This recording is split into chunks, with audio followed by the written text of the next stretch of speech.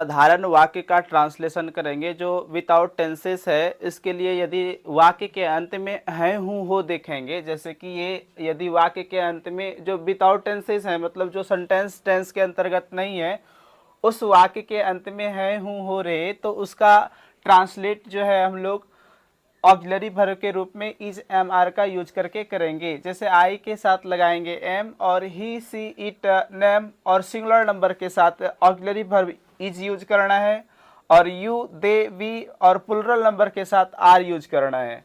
तो इसका सभी तरह के वाक्य को इस तरह बनाएंगे। जैसे अफर्मेटिव सेंटेंस है तो सबसे पहले इसमें सब्जेक्ट लिखेंगे, फिर इज एम या आर का प्रयोग करेंगे, उसके बाद ऑब्जेक्ट लिखेंगे।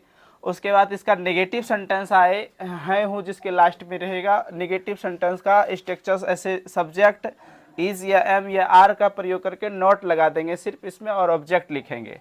फिर इसी का यदि है हूँ लास्ट वाला इंट्रोगेटिव सेंटेंस आए आपका, तो इंट्रोगेटिव सेंटेंस में इज एम आर का प्रयोग करेंगे, फिर सब्जेक्ट लिखेंगे, फिर ऑब्जेक्ट लिखेंगे, और फिर प्रश्नवाचक चिन्ह देंगे। चाहे हिंदी सेंटेंस हो या इंग्लिश, प्रश्नवाचक चिन्ह देना जरूरी है। उसके बाद मैं कुछ एग्जाम्पल लिया हूँ, जैसे कि मैं एक विद्यार्थी हूँ, आई एम ए स्टूडेंट, और इसका निगेटिव सेंटेंस है आपका मैं बुरा नहीं हूँ, आई एम नॉट बैड, क्या हुआ मोटा है, is he fat, interrogative sentence का एग्जाम्पल है। इस तरह, और ध्यान रखना है कि इस तरह के वाक्य में यदि ऑब्जेक्ट सिंगुलर नंबर में रहे तो उसके पहले जो है ए या ए एन का प्रयोग करेंगे, चाहे एक लिखा हो या ना लिखा हो। देखिए जैसे कि मैं यहाँ लिखा हूँ वह एक गायिका है, तो इसमें एक नहीं भी है तो हम क्या किया, ए लगाया, ठीक है। सी इज ए सिंगर, ठीक है। तो मतलब कि ऑब्जेक्ट में यदि सिंगुलर काउंटेबल नाउन रहेगा तो हम इज के बाद ए या ए एन का प्रयोग करेंगे। यदि वाक्य के अंत में था थे थी देखेंगे तो उसका ट्रांसलेट करने के लिए ऑक्सिलरी वर्ब के रूप में वाज या वेयर का यूज करना है। आई ही सी इट नेम और सिंगुलर नंबर के साथ जब सब्जेक्ट जो है आपका आई ही सी इट नेम या सिंगुलर नंबर में रहे तो उसके साथ वाज का प्रयोग करेंगे, और you they we plural number यदि सब्जेक्ट में रहे तो उसके साथ वेयर का यूज करेंगे। जैसे अफर्मेटिव सेंटेंस के लिए स्ट्रक्चर्स लिखना है, सब्जेक्ट पहले लिखेंगे, उसके बाद फिर वाज या वेयर लिखेंगे, फिर ऑब्जेक्ट लिखेंगे। जैसे वह गरीब था, ही वाज पुअर होगा, रेखा मोटी थी, रेखा वाज फैट। इसका यदि इस तरह का निगेटिव सेंटेंस मिले आपका तो पहले सब्जेक्ट लिखेंगे, फिर वाज वेयर लिखेंगे, फिर नॉट लिखेंगे, फिर ऑब्जेक्ट लिखेंगे। सिर्फ नॉट लगाना है वाज या वेयर के बाद।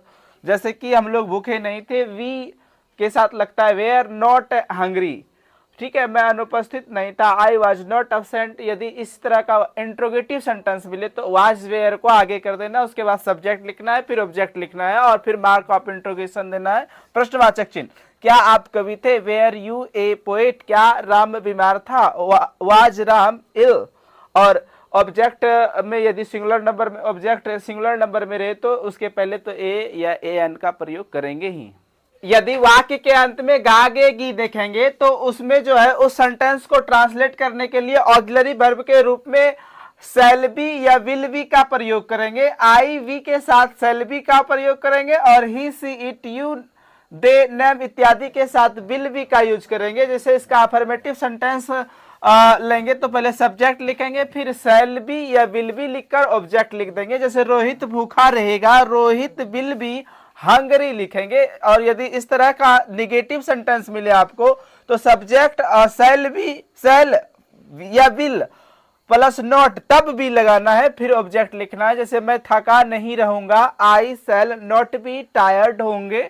और यदि इंट्रोगेटिव सेंटेंस मिले जिसके लास्ट में गागे दिखेंगे तो इसको जो है इस स्ट्रक्चर से बनाना है। पहले शैल या विल लिखेंगे, फिर सब्जेक्ट लिखेंगे, फिर बी लिखेंगे, फिर ऑब्जेक्ट लिखेंगे, और लास्ट में प्रश्नवाचक चिन्ह देंगे। जैसे क्या सोनू एमएलए बनेगा, तो will Sonu be an MLA, ये ऐसे बनाएंगे ट्रांस। जिस वाक्य से यह पता चले कि वर्तमान समय में किसी के पास कोई वस्तु होने का बोध हो तो उसका ट्रांसलेशन करने के लिए ऑक्सिलरी वर्ब के रूप में हैव या हैज का प्रयोग करेंगे। जैसे किसी के पास कोई वस्तु हो या कुछ चीज कोई रखता हो या उसके पास हो, इस तरह के वाक्य को ट्रांसलेट करने के लिए जो है हैव हैज का यूज करेंगे। आई वी दे यू और प्लुरल नंबर के साथ हैव ऑक्सिलरी वर्ब का यूज करेंगे और ही सी इट नेम और सिंगुलर नंबर के साथ हैज यूज करेंगे। जबकि देखिए इसके अफर्मेटिव सेंटेंस का स्ट्रक्चर इस तरह लिखेगा, सब्जेक्ट पहले लिखेंगे, उसके बाद हैव या हैज, फिर ऑब्जेक्ट लिखेंगे। जैसे मेरे पास एक कार है, आई हैव ए कार, और इसका यदि निगेटिव सेंटेंस बनाना हो तो सब्जेक्ट हैव हैज के बाद नॉट या नो लिख के प्लस में ऑब्जेक्ट लिखेंगे। जैसे राजीव को घर नहीं है, Rajiv has not a house, और यदि इसका इंट्रोगेटिव सेंटेंस आए तो पहले हैव हैज आगे कर देना, फिर सब्जेक्ट लिखना, फिर ऑब्जेक्ट लिख के प्रश्नवाचक चिन्ह देना है, क्या तुम्हें कोई समस्या है, हैव यू एनी प्रॉब्लम। ठीक है, इस तरह बनाएंगे। और यदि बीते हुए समय में किसी के पास कोई चीज होने का बोध हो बीते हुए समय में, तो उसका ट्रांसलेट करने के लिए ऑक्सिलरी वर्ब के रूप में हैड का यूज करेंगे। और जनरली सभी सब्जेक्ट के अंतर्गत जो भी आएंगे सभी में I, we, you, they, plural number, singular number सबके साथ हैड ही यूज करना है। इसके अफर्मेटिव सेंटेंस का स्ट्रक्चर सब्जेक्ट हैड ऑब्जेक्ट लिखना है। जैसे सोनू के पास एक रेडियो था, सोनू हैड ए रेडियो होगा। इसका नेगेटिव सेंटेंस यदि रहे तो आप पहले सब्जेक्ट लिखेंगे, हैड लिखेंगे, नॉट लिखेंगे, फिर ऑब्जेक्ट लिखेंगे। जैसे राहुल के पास समय नहीं था, राहुल हैड नो टाइम। और यदि आपका इंट्रोगेटिव सेंटेंस मिले इस तरह का तो लिखेंगे पहले हैड, फिर सब्जेक्ट, फिर ऑब्जेक्ट, फिर क्वेश्चनवाचक चिन्ह देंगे। और जैसे क्या तुम्हारे पास 100 रुपये थे, तो हैड यू 100 रुपीज। ठीक है, ऐसे बनाए। देखिए जिस वाक्य से यह पता चले कि भविष्य में किसी के पास कोई वस्तु होगा, तो इस तरह के वाक्य को ट्रांसलेट करने के लिए जो है शैल हैव, विल हैव का प्रयोग करेंगे। जैसे कि आई, वी के साथ शैल हैव प्रयोग करना है, ही, she, it, they, you, name आदि के साथ विल हैव का प्रयोग करना है। जैसे इसके अफर्मेटिव सेंटेंस में आपको पहले सब्जेक्ट लिखना है, फिर शैल हैव या विल हैव प्लस ऑब्जेक्ट लिखना है। जैसे उसे शांति होगी, ही विल हैव पीस होगा।